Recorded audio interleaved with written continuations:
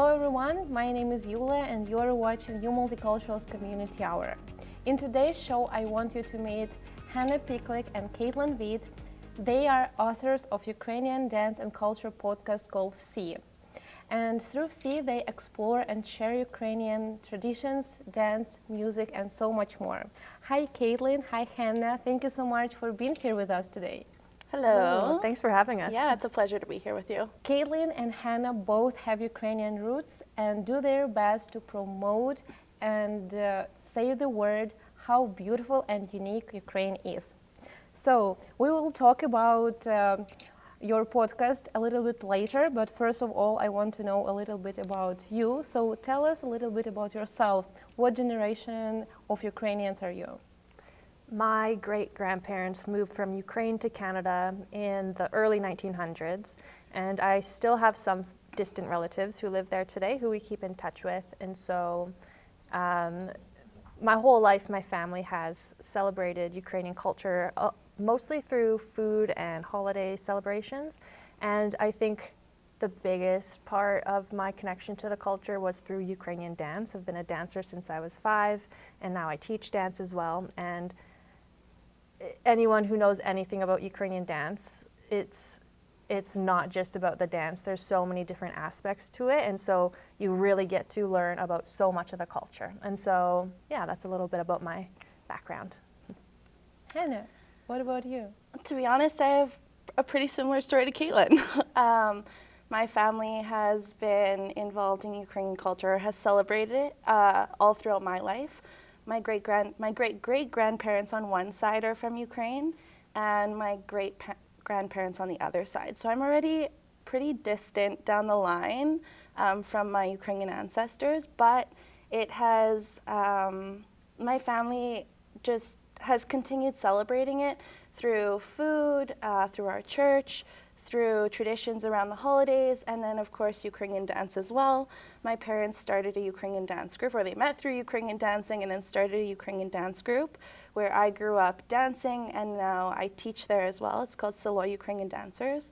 And just as Kaitlin said, Ukrainian dance has just been an avenue to learn about more Ukrainian culture. So we Ukrainian dance, but at the same time we're learning about the traditions, or we're also teaching about the traditions. We're teaching about the holidays. We're teaching about food. We're teaching some language in there. So it's, it's just been the gateway to more Ukrainian culture. Even though you both were born in Canada, you always follow Ukrainian tradition and you are dancing Ukrainian dance. How important for you to be involved in Ukrainian culture, and do you feel yourself more Canadians or Ukrainians? I mean, if anyone ever asks what are you, I often would say Ukrainian or Ukrainian Canadian. That's sort of I would say that first before saying I'm only Canadian. My Ukrainian heritage has completely shaped my life, even like in small ways through dance. Starting off when I was 5, I had no idea how it was going to shape my life. We'll get to the story of us living in Ukraine because of Ukrainian dance, but that year alone, when we lived in Ukraine, I never would. It has totally shifted my path. Even today, in every aspect of like work, my hobbies, my friends, it all can be linked back to like that first Ukrainian dance class I had. Yeah, I just would echo what Kaitlin said, and to further it, I guess I didn't know when I was younger, because my parents celebrated Ukrainian culture, their parents celebrated it, so it was just part of our family, and it was very normal. Like growing up, it wasn't a question if we were going to celebrate Ukrainian Christmas or eat Ukrainian food or Ukrainian dance and all these things. It was just like a given. But as I grew up, I realized it wasn't so much of my parents' choice, it became more of my choice to do it, and that passion only became deeper, and I realized it wasn't just something I wanted to do, but something that I felt called to do, and something I'm very passionate now about sharing with other people through the podcast, but also just talking with people and sharing Ukrainian culture. Yeah. So from September 2017 to November 2018, you lived in Ukraine. And can you tell us more about this trip? How was it? The trip that changed our life. The year that changed our life, yeah. So the trip was an immersion program through the Cobblestone Freeway Tours. And they kind of started their tours through Ukrainian dance workshops, taking dancers to Ukraine and showing them in different regions of Ukraine, the ensembles there, the professional ensembles, and just giving them a better look at the style of the region. Like, you could learn as much as you want to learn, that's how much you were going to learn on the workshop. And this was the first time that they were doing a full year. So we lived in 5 different cities, or I should say we studied in 5 different cities with 5 different professional Ukrainian dance ensembles. And we were 2 months in each city. So we were in Kyiv, Lviv, Chernivtsi, Lutsk, and Poltava. And then there was a couple other cities like Zaporizhia, Kropivnitsky, Ternopil, where else? I think that's mostly visiting it. Or dancing? Yeah, visiting and a Odessa? little bit of dancing. Odessa, yeah. Which one was the most impressive for you? Ooh, that's always That's a hard question. Because every city that with the ensemble, every one of them had something that that stood out to us because of it. If many Ukrainian dancers know of VSI, the national ensemble, and so of course that was something so impressive. These are people I've seen videos of online since I was a kid, and now I'm in the studio seeing them dance. That was amazing. And then, but yeah, every single ensemble though had something just extraordinary that to offer to us, and that we were able to learn from. Yeah, I don't know, is that one of our podcast episodes or on our blog? We talk about the different ensembles and kind of what we learned from them, because they all offered something different and they were all so different from each other. Whether one was more strict in the way they run their rehearsals, or one is a little bit more traditional in the dance steps that they do. It's less academic. Or even just the friends we made in each city or in each dance group, that changes how you feel about a city, or the way the city looked, or the apartment we lived in the city. It changes all those feelings. So every city we have incredible memories from. We talk about them a lot, just with one another and also on our podcast. What were your expectations before your first visit to Ukraine? Did the expectation meet reality? This was my second time going to Ukraine. I was there in 2014 for just a few days to visit some family. So I'd been to Eastern Europe before, so I had sort of had an idea. But even though I knew Ukraine was going to be absolutely amazing, it was way beyond anything. So much more beautiful and amazing than I could ever imagine. Just the people, how the countryside, the cities, everything. Really loved it. It was my first time going to Ukraine when we lived there for the year. Growing up, Ukrainian culture is taught in a certain way to kids about like the singing and the dancing. You have like a certain vision in your mind of what Ukraine is going to look like kozaki, like, I don't know, the stereotypical, I guess. And when I was there, my first impressions were that it's so much more modern than I anticipated. Even the smaller cities, like it's so vibrant and lively. There's always festivals on the weekends, and people are excited to be out and about. And something that really still stays with me is how passionate the young people are there, like the younger generation, I would say people our age, how passionate they are about Ukraine. And even to celebrate Ukrainian culture in a more modern way that that other people can connect with, like keeping it relevant rather than just doing things the old way, the same way over and over again. There's kind of this wave of young Ukrainians that want to make it cool. They're inspired to do different kinds of art through culture.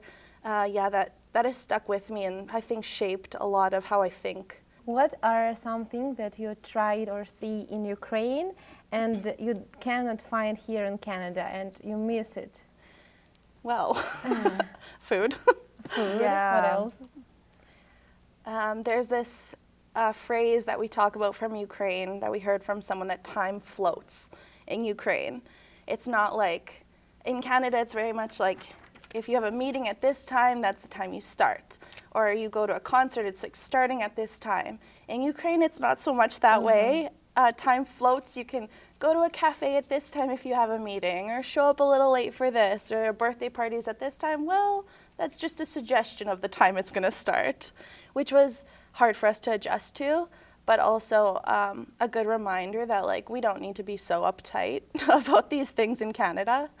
Yeah, and on that note too, I just remember even one time I was in my apartment and a friend called me up. She just said, "Hey, I'm walking by with my husband. We're going to go to a cafe. Do you want to come by?" And okay, sure. It was just like, I'm down in 5 minutes. Whereas here, again, like we are planning 4 weeks in advance just to go for a dinner with friends. And I just love that kind of spontaneous energy that we would feel, and how much emphasis people seem to put on their relationships and spending that quality time with family and friends.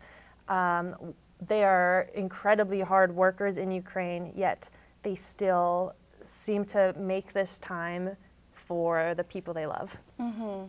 Yeah, further to that, Canadians I think are friendly, but Ukrainians treated us not as friends, but like as family. They truly, when we were there, they truly like brought us into their homes for the holidays, invited us to their birthday parties when we barely knew them.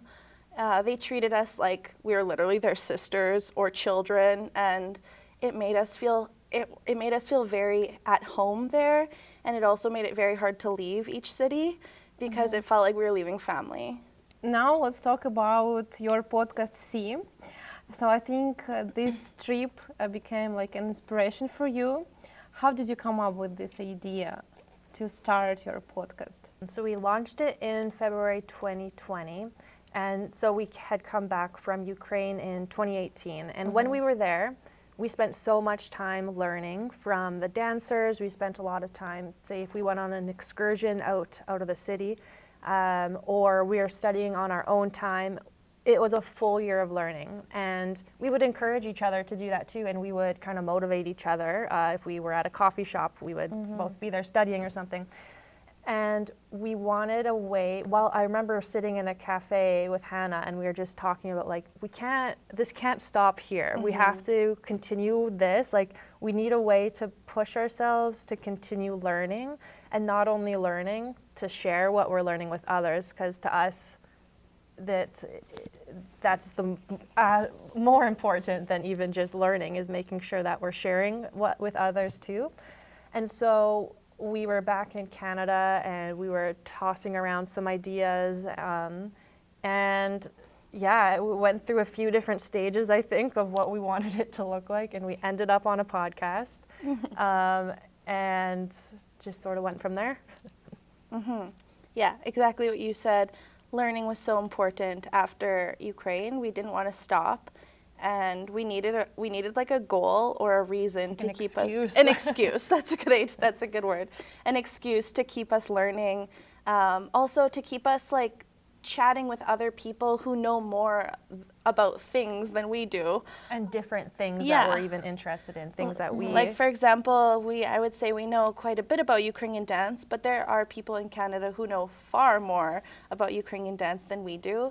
And it was an excuse to reach out to them and talk with them and learn from them, and then in turn share that with other people who also want to learn. Because what's the point of keeping it to ourselves? What is your favorite part of making a podcast? Is it talking to your guest, or maybe reading the comments of your followers? Oh, that's hard. Or maybe everything together? Yeah. I think when we finally get together to record something, we try and balance it between recording episodes of just us talking about certain topics. That takes a lot of preparation for us to plan what we're going to talk about, keep ourselves on track, because we usually talk about a lot of things. And then we try and balance it with doing interviews with people or having chats with guests. But when we actually get the time and we put aside time to record those moments, afterwards we are on such a high. We feel so good. There's so much energy in us. We have like adrenaline because we feel so fulfilled with the conversation we just had, or reminiscing on memories from Ukraine, whatever the episode is about. So for me, it's one of the best moments is when we actually do record, because of course there's the other side of it of editing, or like updating our website or posting on social media, or we transcribe all of our episodes into a blog so people can read them if they don't want to listen. So there's a lot of other work, but for me, recording is the most fun. And I think what stands out to me is those things that you learn or discover in an episode, whether it's just Hannah and I talking or it's a guest, something that you learn or can apply to your life that you did not expect. It's an episode about, it's an episode interviewing a business owner who has a business in Ukraine. And I came away with like this inspiration, this motivation to live my life, like following my gut and intuition. I don't know, there's always a deeper meaning. Yes, and we are people, and I think lots of Ukrainians are people who are able to find meaning and make connections among things in life and put meaning to it. And we do that a lot in our own life, and we do that, I think we get that through podcasting as well. And so even when we have the transcription and going through the blog post of it and finding these quotes that really like stood out and resonated with us, not even necessarily about the topic, but just that we can apply to our own life. So that stands out to me as well. Can you remember one best lesson that you learned from your guest? Ooh. One that comes to mind, okay, you're gonna have to help me Sure. with this prompt. It's with Natalia, who is a dancer in Kyiv. This comes to my mind often. Okay. I know what you're going to say. And she, we were talking with her. We danced, she's a dancer there. And she was talking about being on stage. Yes, being on stage, and like at the end of her performance, sort of we were talking about like what keeps her motivated, what keeps her dancing. Because she's a professional dancer, so she dances every day, every single day. It's her job to go to the studio and work out and learn choreography and always make herself better, and like that can become very exhausting. At the same time, she's also working, like this, like doing a different job. I mean. Yeah. And so she had said that when she's on stage after that performance, she feels like she's connected to something bigger than her, like this ancestral energy almost. And that we have felt in so many ways as dancers of just like lovers of Ukrainian culture. So that's one thing that really stands out to me. Yes, I think about that one actually very often, is when we feel so passionate about Ukrainian culture, whether it's Ukrainian dance, or we're interviewing someone on a podcast, or we're watching some sort of, we're at a Ukrainian concert with Wellboy. There's this, sometimes these moments where you can't really describe what you're feeling. And it's this energy, and like Natalia said in that episode, it's something bigger than you, and you don't know how to describe it other than you just feel connected all by something. And the only thing that you can call it is maybe our ancestral energy, like our Ukrainian ancestors bringing us all together, or making us all stronger with one soul, or something like this. When you just started your project, your podcast, could you imagine that you will gather so many like-minded people together and you will have so many people who are interested in your podcast? No. And well, that was the dream. Yeah, that was a dream. And I think even just the people, I don't know, I guess you never know who you're going to meet, and we never could have guessed the people we're meeting, and people like you, and people, connections that we just send out a message through social media, and they get back to us, and now we're like friends because we talked with them and things like that. Because we do have we come from a dance background, so we know lots of people in that community, and even that we know people in the dance community. We know it's a big community, and so. Yeah, no, it's been really special getting to connect with people. We go to like attend as guests to various festivals, like Ukrainian festivals in Canada as well. And so that's been fun too, to just like talk to people. And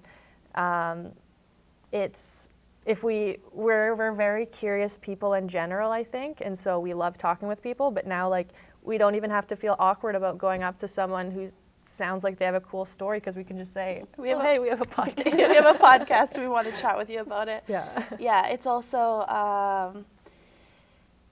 I guess we knew that there are a lot of people who love Ukraine, but it's that energy when you start talking to someone about it. You're like, oh yeah, I love that too, or I love that too, and you're talking about memories about being there, or celebrating certain traditions, or talking about something your family does. And it's just this way to connect with people that we hoped for at the beginning of when we started the podcast, but we couldn't foresee how that was going to go.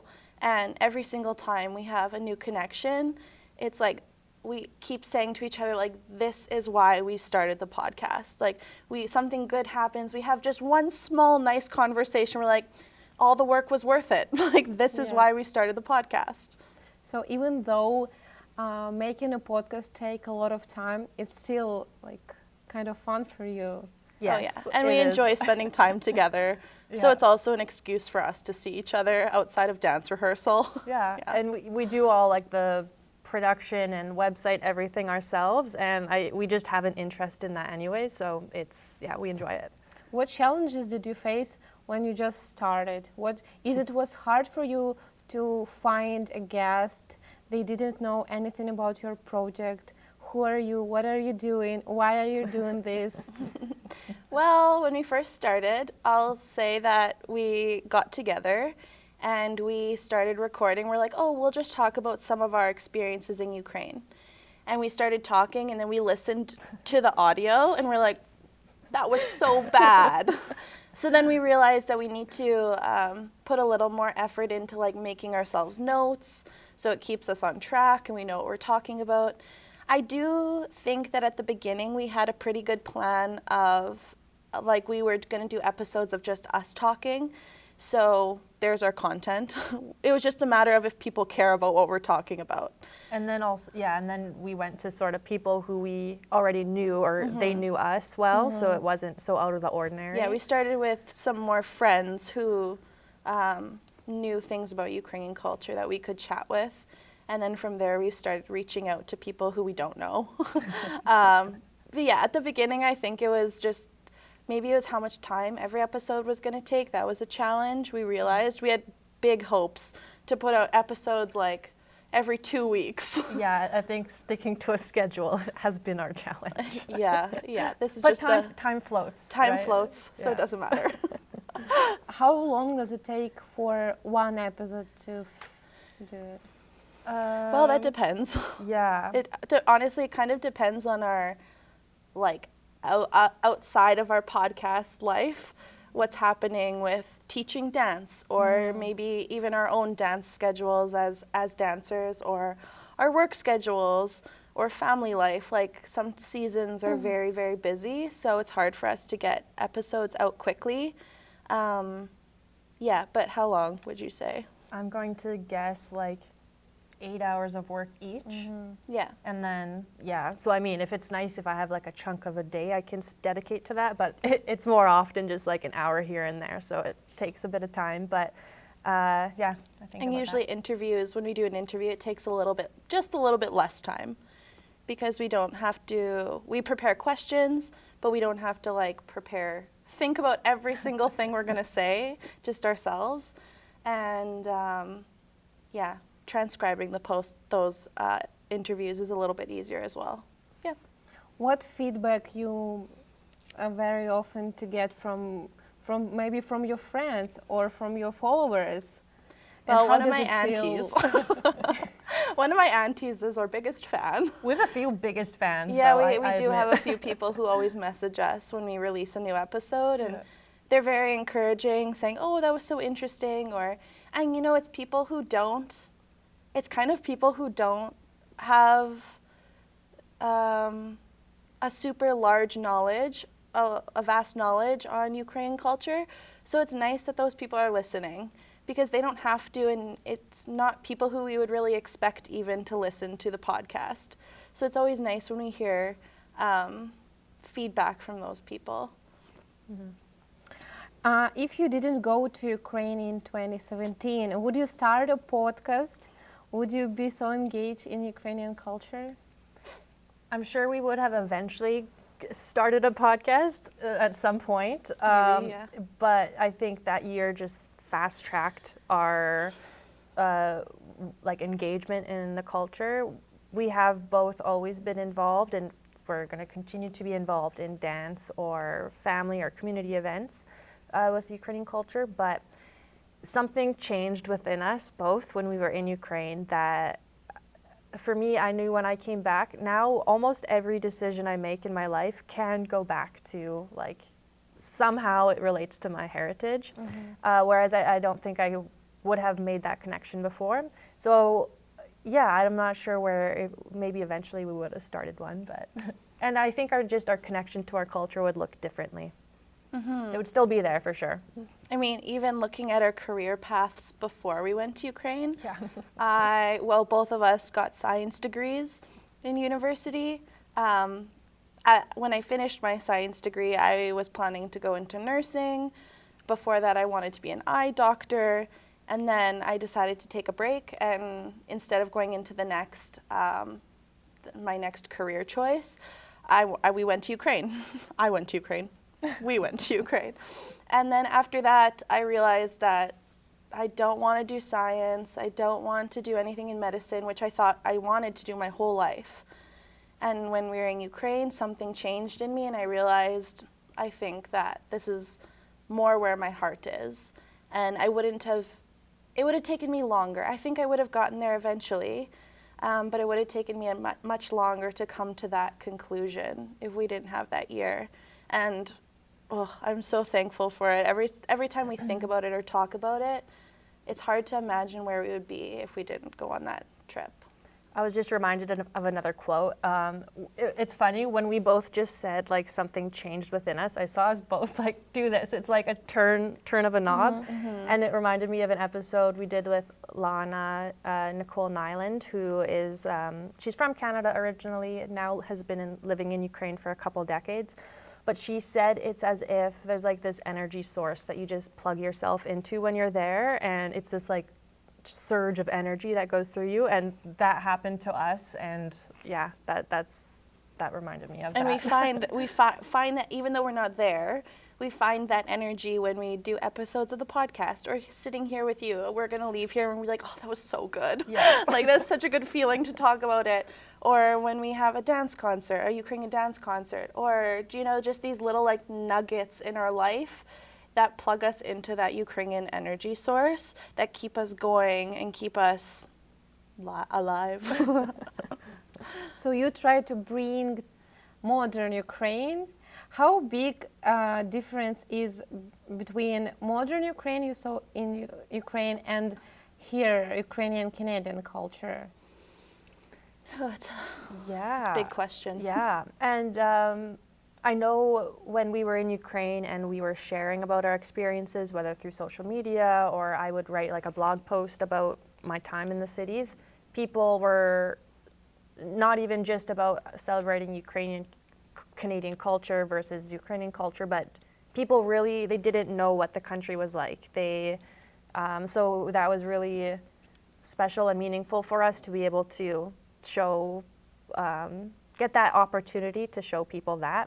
And yeah, in terms of the culture and celebrations. Well, it seems like when we do Ukrainian dance, that is kind of old culture, I would say, old traditions.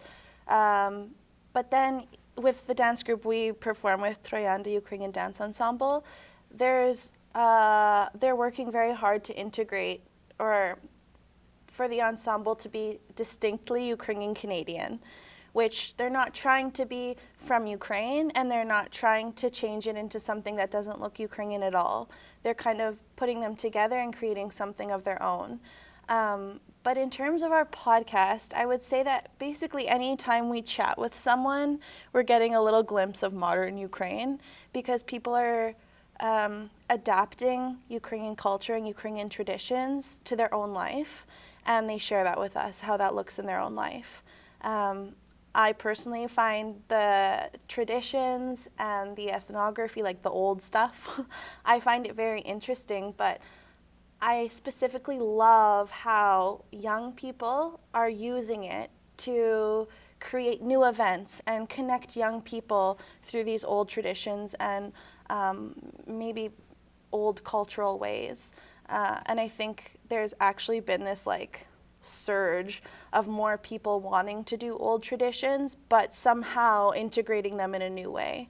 Yeah, and I always get excited about those kind of events or people who kind of align with those ideas.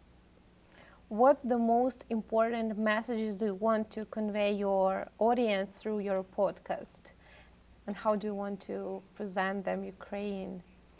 One that comes to mind is, for one, you don't have to be Ukrainian to want to listen, to learn, to share about the culture.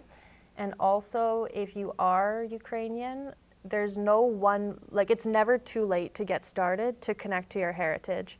And there's no one avenue to do that. Just because you did some dancing when you were younger, that doesn't mean, and you don't anymore, that doesn't mean you can't find a different path to connect to your culture again.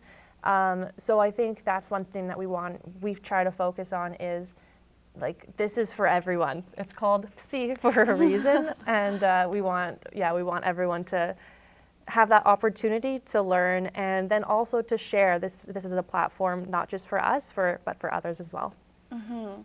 And I would say lately, since the full-scale invasion last year in February, of course, some of our feelings or topics have a little bit shifted to be more sensitive to that. And since then, I would say that I feel more passionately about sharing that Ukraine is unique. It's not the same as Russia. It has different culture than Russia, even though a lot of people feel or find the overlap between the two. And for people who don't know Ukrainian culture or Ukrainian traditions as well, as maybe people who are celebrating them all the time, I think that our podcast is very important. We're not obviously sharing everything because there's tons to share. It'll never end. But for people just to get a glimpse into like, oh, that's interesting, and this is something that's specifically Ukrainian. It's not a different culture. Or it is a different culture, but it's not the same as others. Yeah. You seem really passionate about what you are doing. How can you tell? Really. So just the last thing before I let you go, are you able to give us any plans on what you are going to be doing, and where do you want to see your podcast in 5 or 10 years? Mm-hmm. Well, we can tell you the short-term plan, what's coming up for the podcast. So our next episode is going to be called Love Letters to Ukraine. We plan to release it in February, around Valentine's Day. And we actually we were together one time. And I think we were recording an episode, and then we decided, let's write a love letter to Ukraine, like from us to Ukraine, sharing how much we love Ukraine. And I think this even came up because I think, like a lot of people, since the full-scale invasion, we've had all of these feelings of, like, it's obviously been so difficult for so many people, and so often very, very sad. Yes, and so we wanted to sort of, find a way to acknowledge and thank Ukraine for all that it has offered us, to like give us this. We wanted to make these like direct examples of why we are doing what we're doing, why we need to be fighting for this country and everything. And so that's sort of part of that inspiration that we thought like let's just try to find those like connections that were really going to be inspiring to us to and together to find those examples. And when you kind of get in a tough spot, just like maybe a stereotypical love letter from a person in your life, you can read it and remind yourself the good and the good feelings and like the warm fuzzy feelings of love that you have or someone else has for you. And these love letters are a way for us to do that for Ukraine. And I hope when people listen, so what we've done is we've asked some people to write love letters to Ukraine. And they've read them and recorded themselves, and we'll feature that in our next podcast episode. And we hope to open it up to anyone who wants to write a love letter to Ukraine. And we hope that when people listen to it, they'll feel something inside. They'll feel that fuzzy feeling of love for Ukraine, even if they haven't been there. There's still something, that energy source that you can find. And we hope that the love letters kind of bring this sense of happiness in such a sad time. I feel like you can tell much, much more about Ukraine and Ukrainian culture. But I think with that, we're going to conclude our today's discussion. Thank you so much for coming in and for sharing what you're doing. It was really amazing conversation. Thank you. Thanks so much. Thanks so much for having us. And thank you, our audience, for joining us today. We hope you enjoy it. If you like the episode, please like, share, and subscribe to see our upcoming episodes.